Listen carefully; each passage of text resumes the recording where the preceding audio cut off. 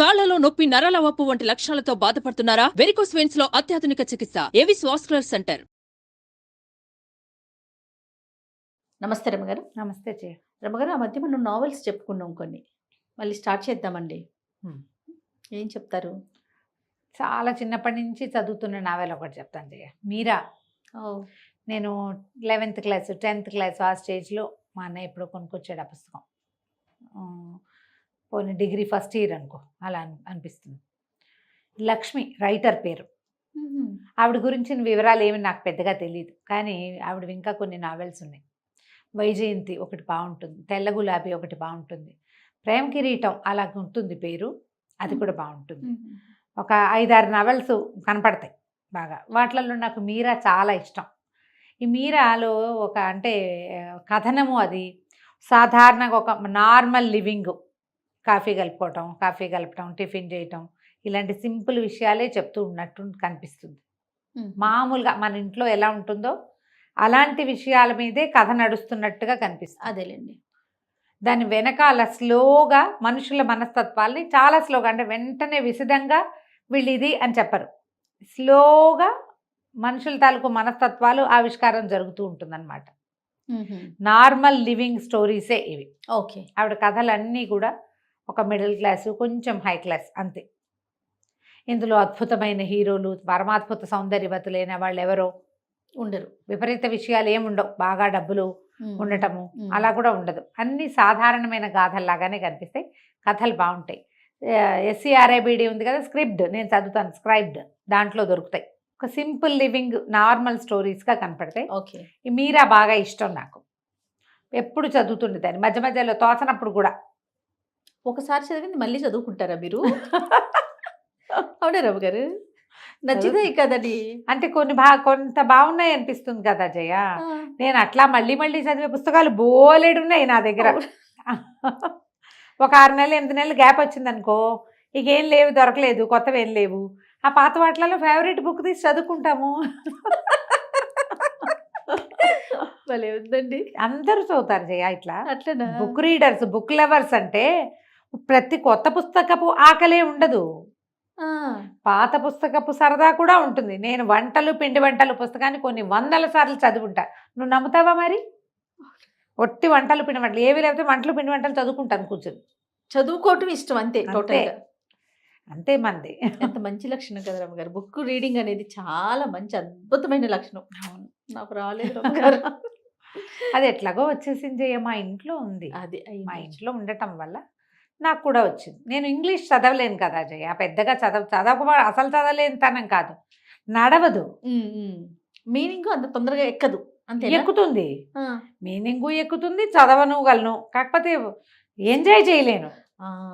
Okay. మన తెలుగులో ఉన్నంత ఎంజాయ్మెంట్ ఉండదు నాకు. ఇలా అయితే నేను అసలు విశ్వనాథ్ సత్యనారాయణ గారి పుస్తకాలు 100 సార్లు చదువుంటాను, మళ్ళీ మళ్ళీ మళ్ళీ మళ్ళీ మళ్ళీ మళ్ళీ. సూపర్. అవి చదువుతూనే ఉంటాను. కొడగంటి కుటుంబరావు గారు కొన్ని పుస్తకాలు అసలు ఇలా అనగానే వాళ్ళ పేర్లు చెప్పేసేయాలి. శ్రీపాద సుబ్రహ్మణ్య శాస్త్రి గారివి భలే బాగుంటాయి జయ. గులాబీ అత్తరు 6వ సారో 8వ సారో ఈ వారంలో చదివాను మళ్ళీ నేను. చదివితే బాగుంటుంది, మీకు తెలియాలి దానిలో రుచి. కాదు చెయ్య, మనం కొన్ని సినిమాలు ఉంటాయా మళ్ళీ మళ్ళీ చూడమా, చూసిన సినిమా అని మానేస్తావా? జగదేక్ వీరుడు అతలో సుందరి నువ్వు మానేస్తావా? మరి ఏం సినిమా అయితే నువ్వు 2వ సారి చూస్తావు? ఏది చూడవా నువ్వు? వేస్ట్ అంటారా? 2వ సారి అంత పెద్దగా ఎక్కదు గారు. హనీ ఉంది కదా, చూసిన సినిమానే ఒక సినిమా నచ్చింది అనుకోండి, చూసిందే చూస్తుంది.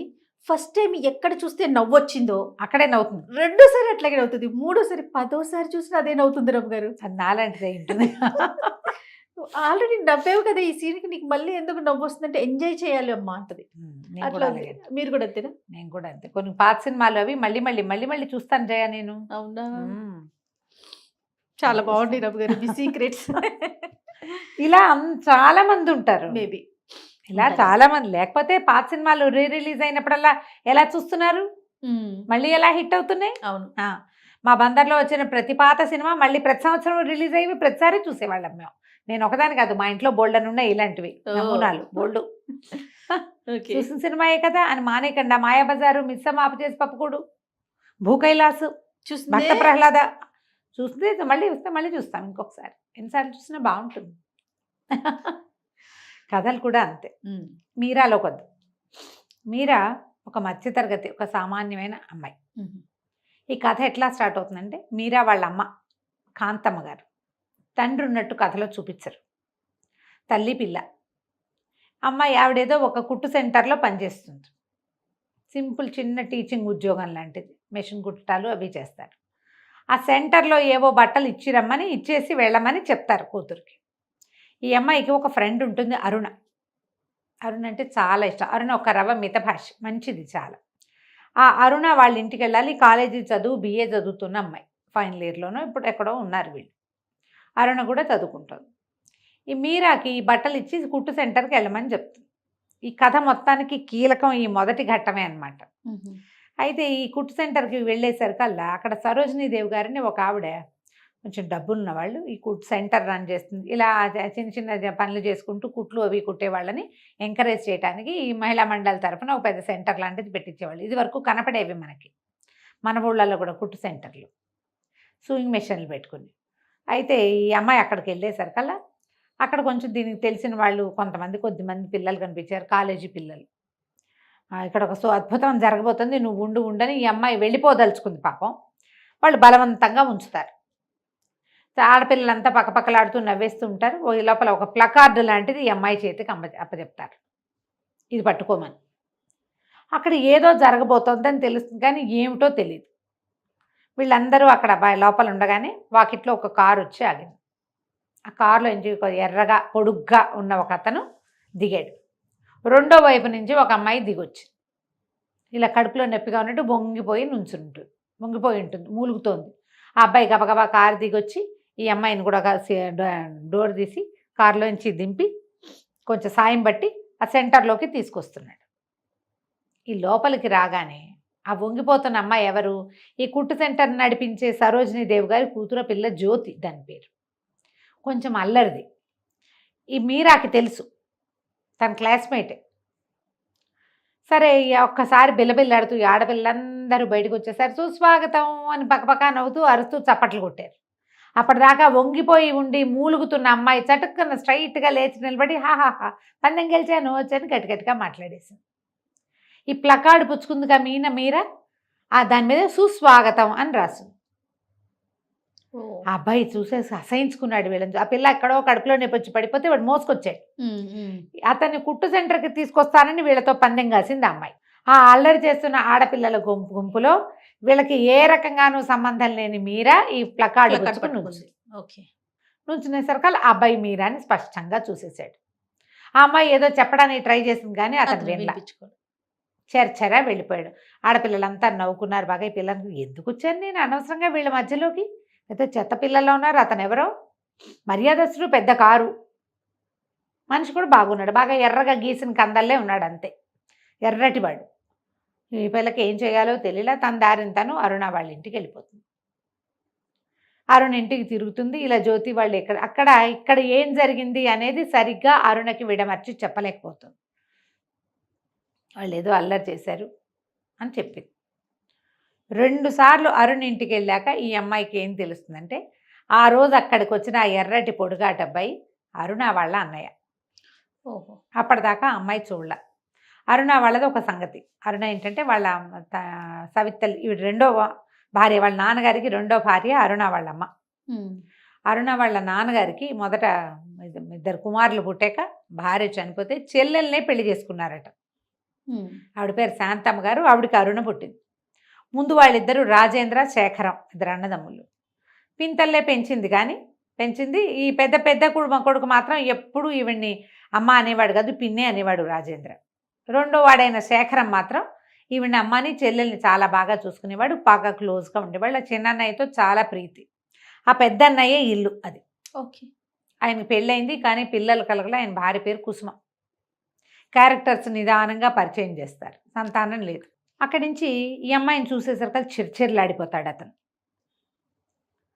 ఈ అమ్మాయి ఒక్కతే నాకు క్లోజ్ ఫ్రెండ్, ఈ అమ్మాయి మంచిదని చెల్లెలు చెప్పినా సరే అతనికి నచ్చదు. అన్నయ్య ఎందుకు అట్లా ఆడుగా బిహేవియర్ చేస్తాడో ఈ అరుణకి అర్థం కాదు. ఏం జరిగింది వీళ్ళిద్దరి మధ్య, అతను అంత విసిగిపోవడానికి కారణం ఏమిటి అనేది అరుణకి ఎప్పటికీ తెలియదు. ఈ అమ్మాయి కూడా చెప్పడానికి కొంచెం చెప్దామనుకుంటుంది. ఇతను విసుక్కున్నట్టుగా మాట్లాడేసరికి ఒళ్ళు మండుతుంది. మీరాకి చిన్న తలబిరుసు, చాలా చిన్నది కానీ ఉన్నది. కనపడ్డంత మెతకది కాదు ఆ అమ్మాయి. పిల్ల అందంగా ఉంటుంది, చక్కగా బారెడు జడ, పద్ధతిగా బాగుంటుంది. కానీ వీళ్ళిద్దరికీ అన్బన్నే అవుతుంది. ఈ లోపల ఇంట్లో రకరకాలు జరుగుతూ ఉంటాయి. ఫైనల్ ఇయర్ పరీక్షలు రాస్తారు. రోజులు గడుస్తూ ఉంటాయి. అతనికి అమ్మాయి వచ్చినప్పుడల్లా చెల్లెలు సంతోషంతో పొంగిపోవటము అవి అతను నచ్చుబాటుగా ఉండవు. ఈ పిల్ల మంచి పిల్ల కాదు, పిల్ల మంచి పిల్ల కాదు, ఆ జ్యోతి వాళ్ళతో తిరుగుతుంది. ఇట్లా ఆ మధ్యలో ఆ జ్యోతి కూడా వీళ్ళు, ఆ అమ్మాయికి ఏంటి, ఆ జ్యోతికి ఈ వీళ్ళు డబ్బులు ఉన్న వాళ్ళు ఈ కుర్రాడికి లైన్ వేసి ఎట్లాగైనా వీళ్ళ తన అల్లరితో వాడిని మెప్పించాలనుకుంటే ఆ అబ్బాయి అల్లరికి లొంగేవాడు కాదు. ఆ సరదాని జీర్ణించుకోలే, అతనికి నచ్చలేదు. ఆ అమ్మాయి కూడా వస్తుంది, వాళ్ళు కలిసి వాళ్ళ ఇంటికి వెళ్తారు, రమ్మంటుంది. ఇవన్నీ జరుగుతూ ఉంటాయి. కానీ ఈ కుర్రాడికి మాత్రం ఆ అమ్మాయి మొహం గిట్టదు, శేఖరానికి మీరా మొహం గిట్టదు. రోజులు గడుస్తూ ఉంటాయి. వీళ్ళు రాజేంద్ర కుసుమ వాళ్ళ కథ నడుస్తుంది అనమాట. పిల్లలు కలగలేదు, అయితే బాగా ఆలోచించుకుని ఇద్దరు పిల్లల్ని అడాప్ట్ చేసుకుంటారు. అడాప్ట్ చేసుకోవడం మళ్ళీ ఎవరినో కాదు, అక్కయ్య పిల్లల్నే తీసుకుంటారు. చెల్లెలు కొడుకుని అక్కయ్య కూతుర్ని ఇద్దరిని ఉంచుకొని అక్కయ్య కూతురికి తోడు కోసం అక్కయ్య కొడుకుని కూడా ఉంచుకుంటారు ఇంట్లో, పెద్దవాడిని పిల్లల్ని చూసుకోవటం కోసం. ఈ పిల్లలు పెంపకాలు ఈ వ్యవహారాలు నడుస్తుంటాయి.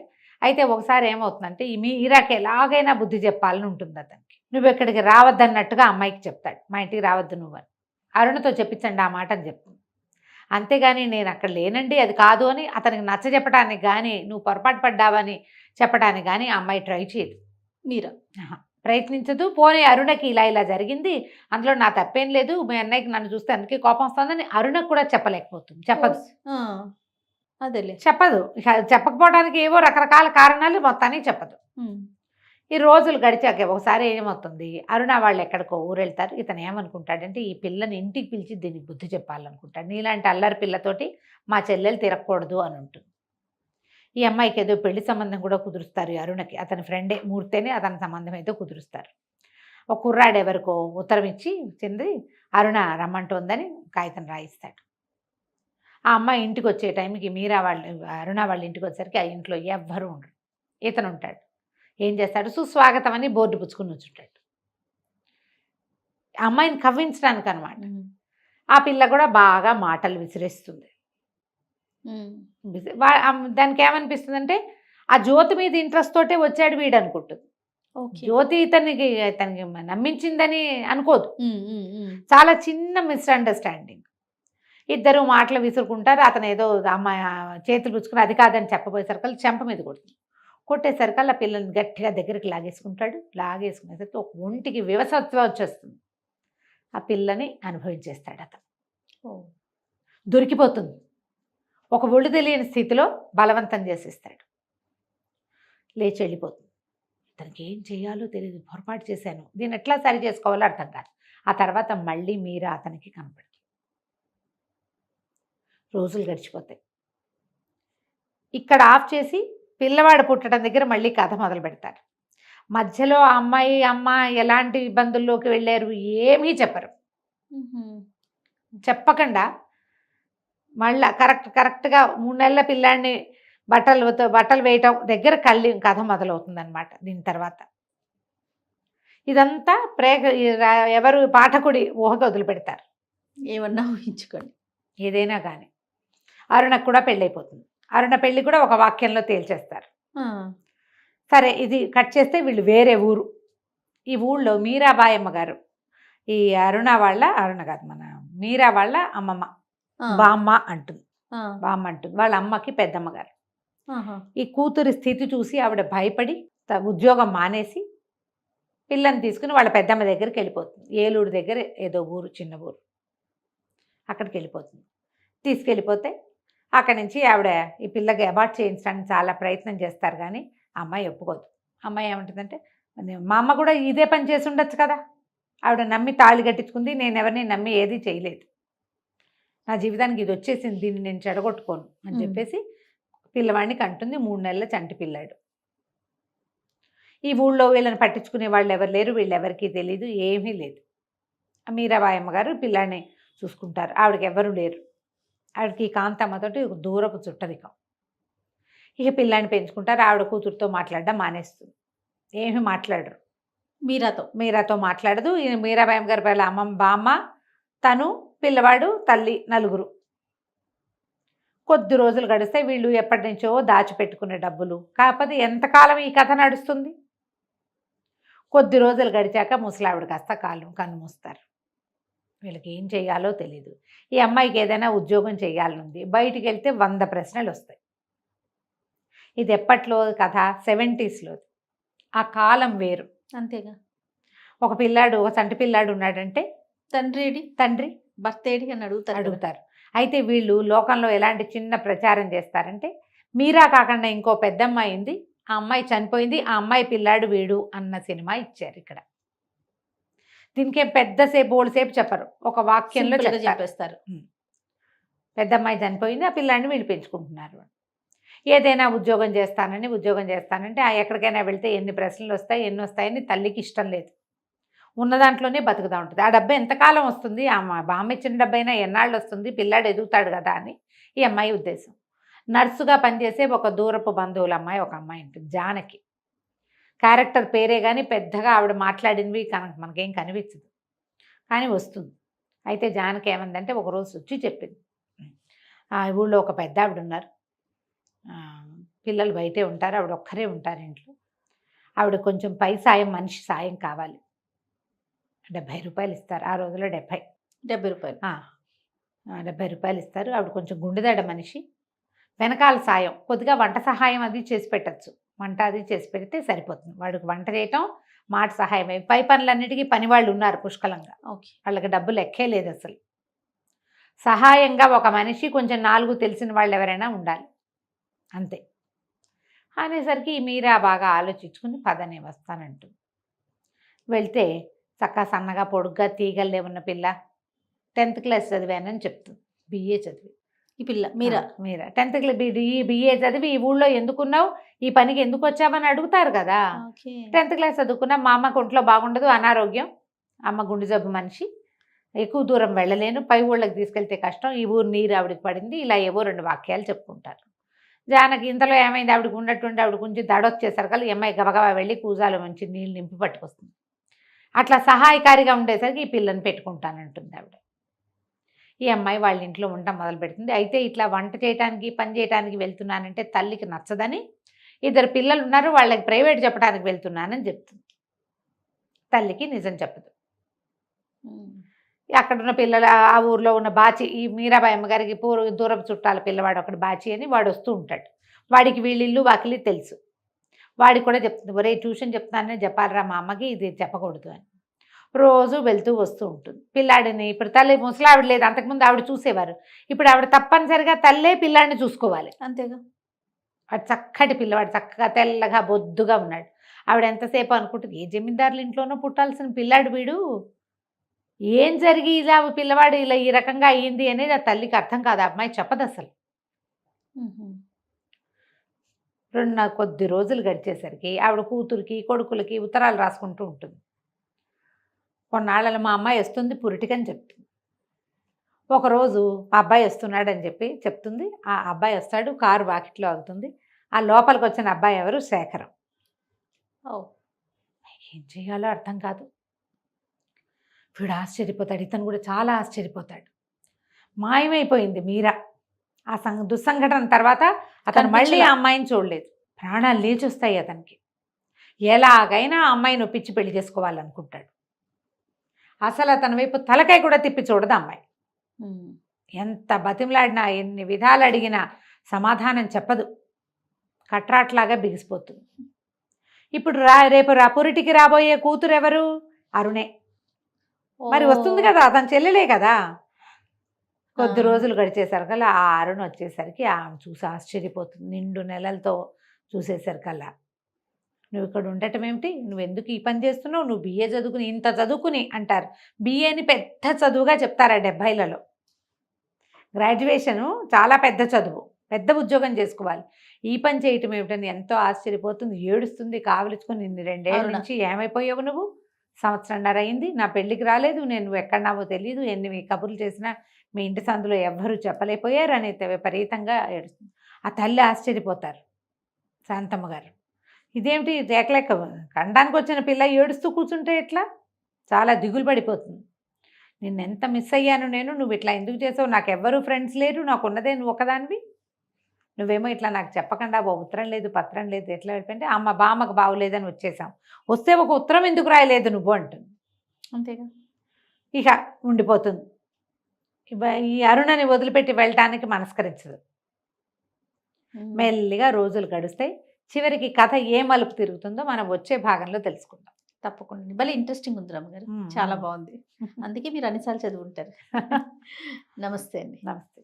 సుమన్ టీవీలో మీ పర్సనల్ అండ్ బిజినెస్ ప్రమోషన్స్ కోసం కింది నెంబర్కి కాంటాక్ట్ చేయండి.